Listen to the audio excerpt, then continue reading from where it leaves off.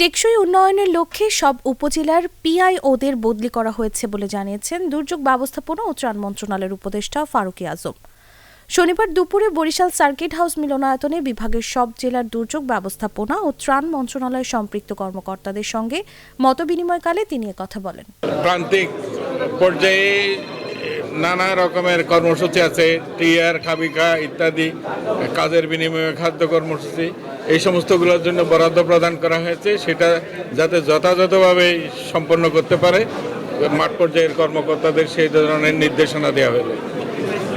মাঠ পর্যায়ের কর্মকর্তাদের অভিজ্ঞতাও শোনা হয়েছে, তাদের সমস্যাও শোনা হয়েছে, সেই সমস্ত সমস্যার সমাধানও দেওয়ার চেষ্টা করা হয়েছে। তিনি আরও বলেন, বিভিন্ন প্রকল্পের জন্য এরই মধ্যে বরাদ্দ দেওয়া হয়েছে।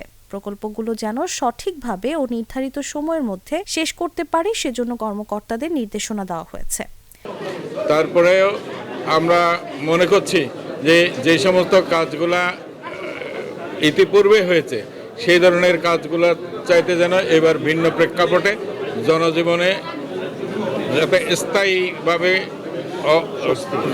করতে পারে সেই ধরনের স্কিমগুলো তারা গ্রহণ করবেন, প্রকল্পগুলো নেবেন এবং নির্দিষ্ট সময়ে এই প্রকল্পগুলো সম্পাদন করবেন। এছাড়া মাঠ পর্যায়ের কর্মকর্তা কর্মচারীদের অভিজ্ঞতা শোনা হয়েছে, তাদের সমস্যার কথাও শোনা হয়েছে, সে অনুযায়ী সমাধানের চেষ্টা চলছে। আমরা বলেছি এর আগে যে সমস্ত পিআইওগুলো বিভিন্ন জেলায় কাজ করেছেন, উপজেলায় কাজ করেছেন, সেইখানে সকল পিআইওদেরকে পরিবর্তন করা হয়েছে, বদলি করা হয়েছে।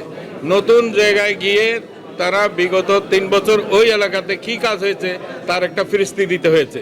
ওইটার আমরা একটা ডাটাবেস করছি মন্ত্রণালয়ে, যাতে এগুলি যেন ডুপ্লিকেট না হয় এবং দুইবার যেন না দেখাইতে পারে।